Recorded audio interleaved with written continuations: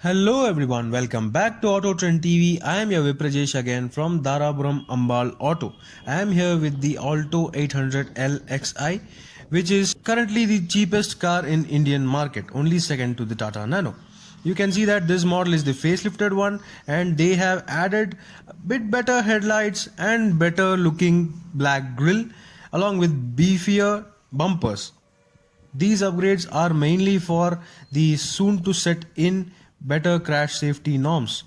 So I really hope that these changes make it a bit more safer, given that the Alto was never a properly safe car. Apart from these changes, the wheels and tires remain the same. This is the entry level LXI variant, so there is not kind of much visual changes.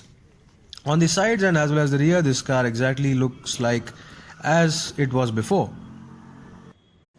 So yes, I'm right now inside this Alto 800, the facelifted model, and as you can see I have to push the seats all the way back for myself being comfortable.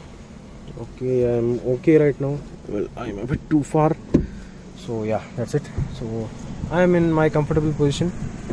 I'll just recline the seat a bit right now. Okay, but the problem is, for my height, if I push the seats all the way back, well, almost all the way back, you can see that my elbows are brushing.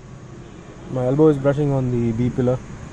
And this car is actually not the car for my size, but here I am inside the Alto. So the first thing you notice is that this typical dashboard, it looks conventional, but it's devoid of, well, a lot of features. So the positive thing is you have an airbag for the driver, but there is no airbag for the co-passenger. And you got ABS as well, which is really definitely welcome. And this is the standard instrument cluster with fuel meter, trip meter A, trip meter B. It's got time, it's got distance to empty, and this is the trip meter A, trip meter B. Okay, so this is not, this is the Odo. So okay, this car has run 227 kilometers. You got a seatbelt warning, that's good, and you got other warnings as well. I suppose you even have an ABS warning also.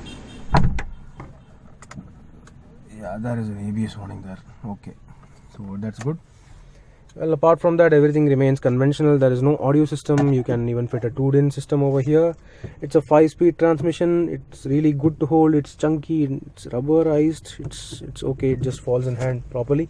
Everything is ergonomic here.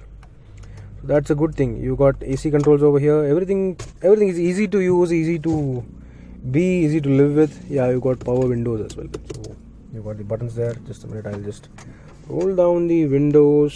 So yeah, not the fastest. They are not the fastest windows. It's not the fastest motor, but it works. It's comparable to my Nano's power window speed.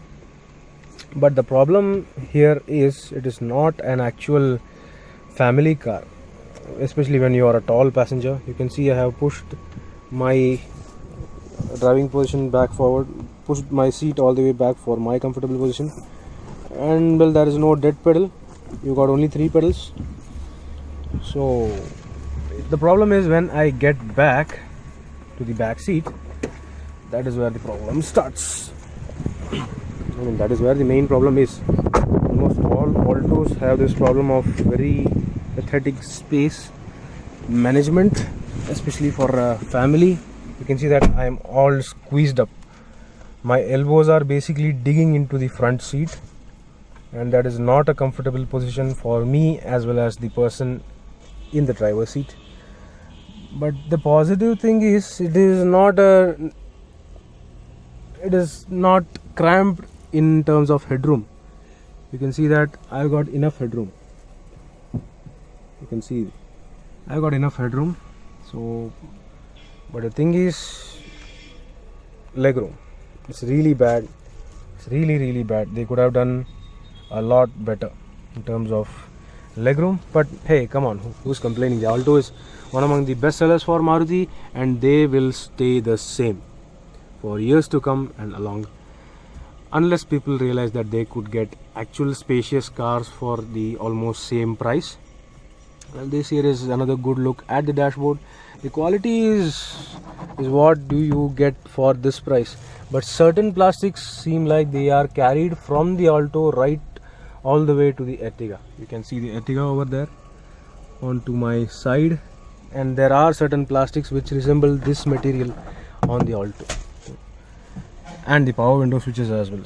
So there are no power windows for the back seats, but there are power windows for the front only, and even those power windows resemble the quality of the power window buttons on the much expensive Ertiga as well as the Ciaz and S-Cross, basically everything, every Maruti. So yeah, that's it about the interiors. You don't get a day-night switch for the IRVM, but you get a cabin dome light and two sun visors. There is no vanity mirror, which my Nano actually gets. So yeah, that's it about the interiors. So right now I'll open the boot. Yeah, you can see that there are two levers on the driver's side. One is for the boot and one is for the fuel cap. So opening the boot is a pretty standard affair, just like on any other entry-level car. It's got 177 liters of boot space, which is not much when you compare with the Renault Kwid, which provides around 300 liters. But it's okay for this size, comparable to the Tata Nano. And even though these seats are not split, you can actually fold them using these tags. You can fold them, but they are definitely not folding flat. So it's okay. You can load larger items for your daily commute or purpose. Opening the boot floor, you can see that it's got a spare wheel and a jack kit underneath. The wheels of this LXI variant are of 12-inch size. So these are not the best size. The top end variant Alto gets 13-inch, whereas this one is 12, which is equal to the Tata Nano's wheel size. I'll just close the boot. So yeah, it just needs a more confident push to shut it properly. Yeah, coming to the tires again, you can see that all tires are 12-inch. So on a car which weighs lesser than the Tata Nano, I feel that this is totally fine. So yeah, I'll just open the hood now to explore the engine bay. This is the Alto 800 LXI. So this gets the 800cc 3-cylinder MPFI engine, producing around 47 horsepower and 69 Newton meters of torque. This is the engine, folks.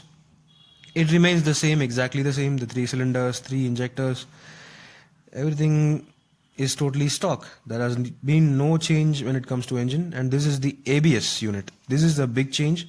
ABS and driver airbag are standard across all Alto range variants, and yeah, apart from that, everything remains the same. The engine is smooth. It's really good for city commutes. The bonnet has been made a bit heavier in order to provide better crash safety, I suppose. Well, apart from that, everything remains the same.